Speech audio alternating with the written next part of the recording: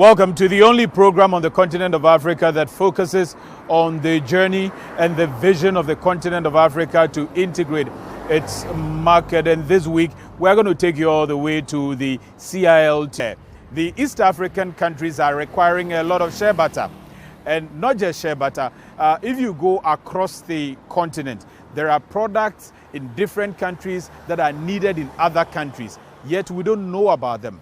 Now, here in Ghana, for instance, there is abundance of shea butter, and a young man in Upper West region is putting shea butter into serious use. He's adding value to shea butter.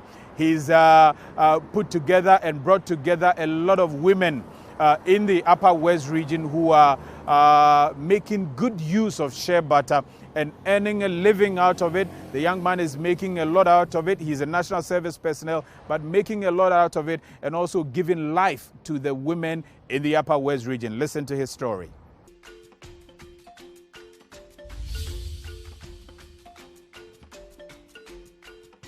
I live in Wa, where there are so many opportunities, and then also in the midst of these opportunities, there are so many problems that our rural folks are faced with. That has to do with issues of poverty, migration, tree cutting and stuff. So I looked for solutions in the rural areas where we could capitalize on to sort of solve this problem. And I realized they had shea butter, and there's something that is used in almost every pharmaceutical industry, cosmetic industry. So I realized, okay, so we could use this one to actually solve the issue of poverty and then reduce the migration that is going on. So this is how the whole idea of Inspire Legacy Shea Butter came up.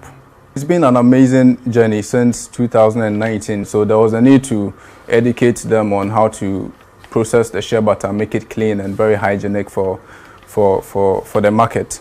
So engaging with the women in capacity building, skills training, especially involving the FDA in our processes has been some of the things that we've done so far to make sure our shea butter is the best and quality.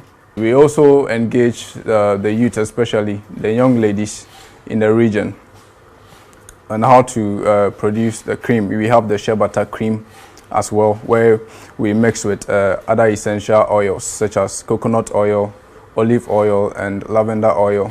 It's been an interesting journey, especially working with the women in the rural areas. You'd see that the women are very passionate about what they do, and they are looking for such opportunities. Okay, they produce the shea butter in bulk, and sometimes they don't have people coming around to buy them. We currently have 5 centers in the Upper West region where we have not less than 10 women in each of these centers. So averagely, we have 50 women in total that we work with. Okay, and then we hope to replicate this in other communities as well, because just like I said earlier on, shea butter is found in almost every community in Upper West. It will only be nice that we engage these women in a production of shea butter so that they don't go back to cutting down the trees to burn charcoal, which is going to cause high climatic conditions, so that the young ladies don't migrate to the urban centers to cause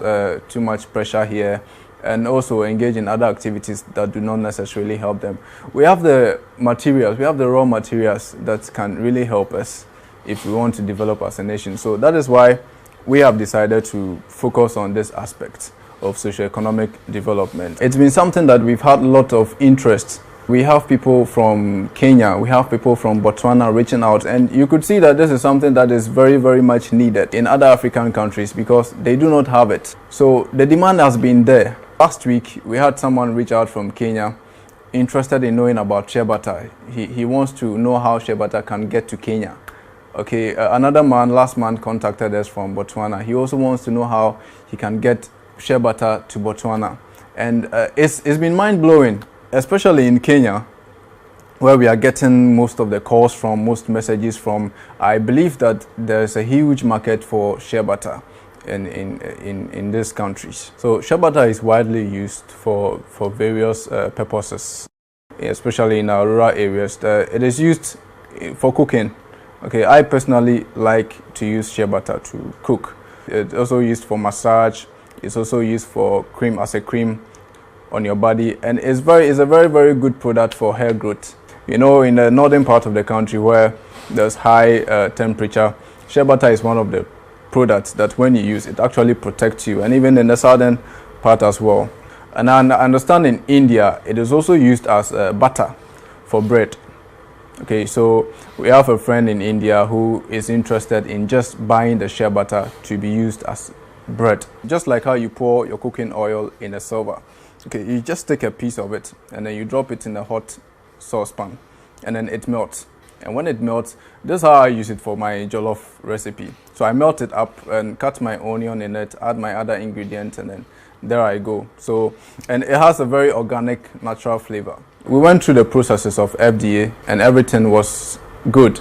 Lo and behold, we got our FDA approval after going through all that processes. First time I heard about after, I was so amazed. I was like, wow, this is very interesting. This is something that would really help us, especially with the calls we are getting from other African countries. I was wondering, how do we get this to other African countries, especially with the cost of duty, the stress you're going to go through, and how it wouldn't obviously be easy to transport this shea butter product to other African countries. So it was a headache. Sometimes you'd have to intentionally not reply certain messages because you don't know how. And this is just something we've started, and it's barely 3 years old, and we don't have that capacity to bear cost of even to get certification, export certification, and other things needed to export your products to other African countries. So when we heard about after, it was amazing. I must tell you, it was something that we were very happy with, and then we've been eager to take part in it and then enjoy what the policy is. So after would really help us a lot. This would take our business to the next level. We had a man who was interested in buying from us, also from Rwanda. Okay, and that was about 2 years ago. We had no idea. We didn't know the processes, okay, especially when it comes to the duties. We didn't know how to start. So unfortunately, we lost that. But then lo and behold, we are still in touch with the man and communicating, and we've told him about, so he's aware of the after as well, and we're like, wow, this is good for us. So we are going to be able to, through after, we are going to be able to send our products to Rwanda without paying duties for it. We're also going to be able to send them to our customers in Botswana, Kenya, satisfy the market there, and even in Nigeria, where we know there's also a huge demand for shea butter there. So after is going to help us. After it came at a point where we really needed it. This is the time where we needed the youth in Ghana in business or in social entrepreneurship. This is the time we needed something like this, and then it's very satisfying to know that it has come. So after is really going to help us a lot. I believe the governments of various African countries have done very well, especially initiating the after policy through the African Union. The area that I am working in, that is social entrepreneur, it wouldn't have been easy if I didn't have a partner, Dr. Mohamed Buhiji, who has been very supportive. So I believe, apart from after, the governments of various African countries should still collaborate and then make sure this is going to be a long-standing policy. This will not just be a policy that is going to exist for 5 years, 10 years. This should be a standing policy that will exist for a very long period of time. Because in Ghana, we have lots of products that are not in Kenya, are not in Rwanda, are not in South Africa. And they also have a lot of products that not here as well. So various African leaders of various African countries should know that African countries need to interdepend on each other such that products can move to and fro.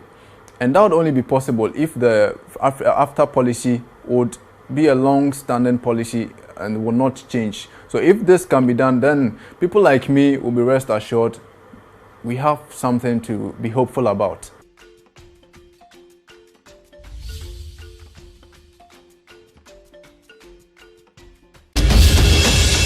So we congratulate Godfred for that wonderful initiative. a national service personnel. Look at what he's doing, touching a lot of lives in Upper West region, adding value to that raw material we have in this country, the shea butter. And a lot of people in Kenya, they are looking for this. There are lots of people in Botswana, Malawi, Tanzania, in Ethiopia, they are looking for this. And this is what the young man is trying to put together. And once AFCFTA is here, he can be able to transport all these products and start making money, earning for country, earning for himself, and giving life to people. Now, schedule